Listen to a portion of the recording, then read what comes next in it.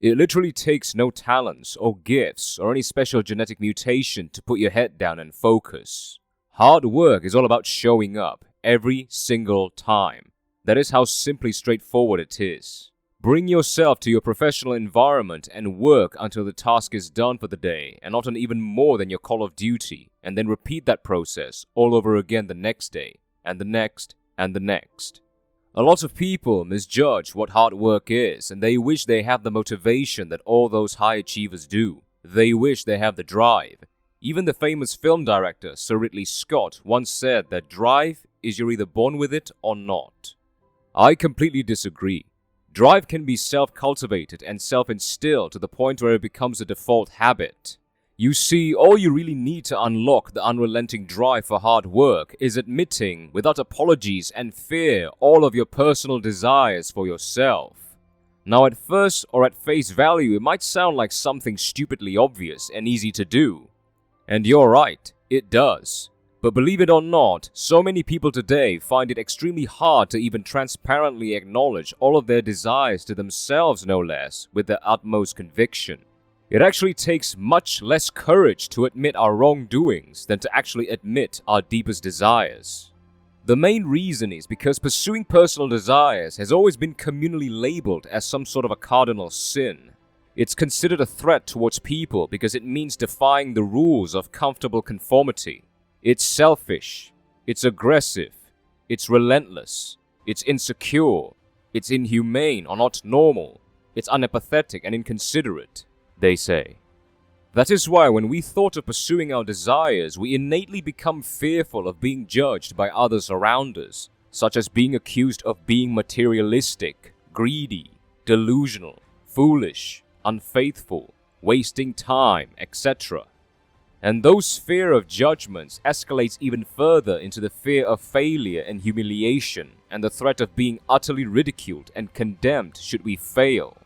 So we hide them, we filter them heavily, we subdue them to try to prevent ourselves from being judged, and that in turn caused us to become disconnected with our killer instincts to get what we want. You know what you want, you're just afraid to admit it. And you being afraid to admit it makes you involuntarily reluctant in pursuing it. So what if it is selfish? So what if it is relentless? So what if it involves our insecurities? So what? We all want to improve and be better. All of us.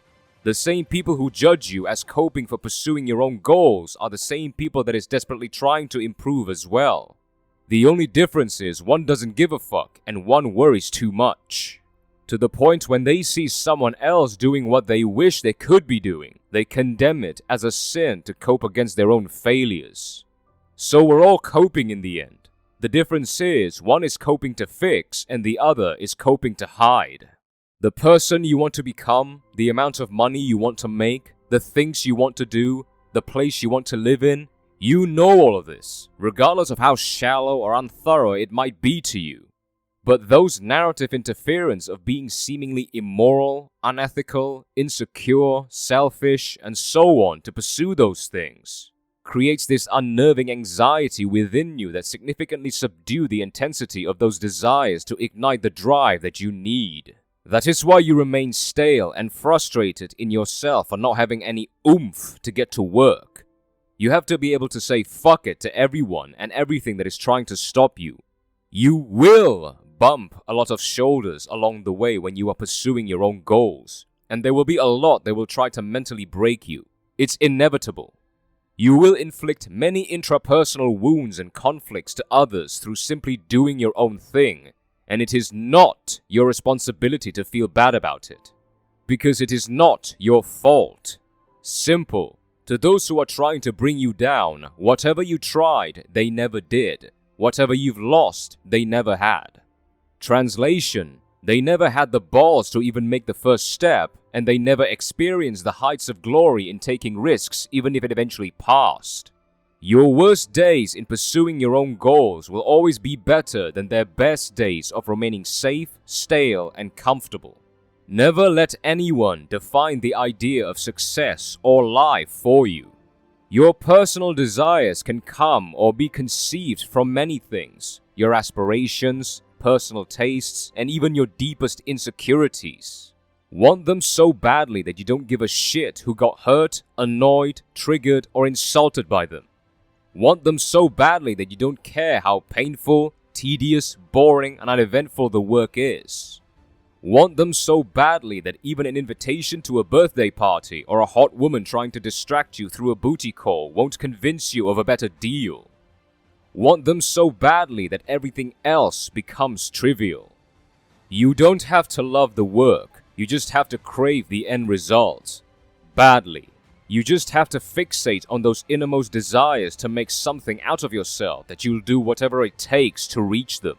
Keep that vision alive and nothing can stop you. Some people argue that you need to work smart instead of working hard. Well, maybe. But who do you think will achieve more? Those who know what to do but only work when they want to? Or those who have some idea of what to do but they work tirelessly like there is no tomorrow? I personally think you need both to cut it. You cannot avoid the hard work because it is the engine that keeps everything running. Thank you for watching.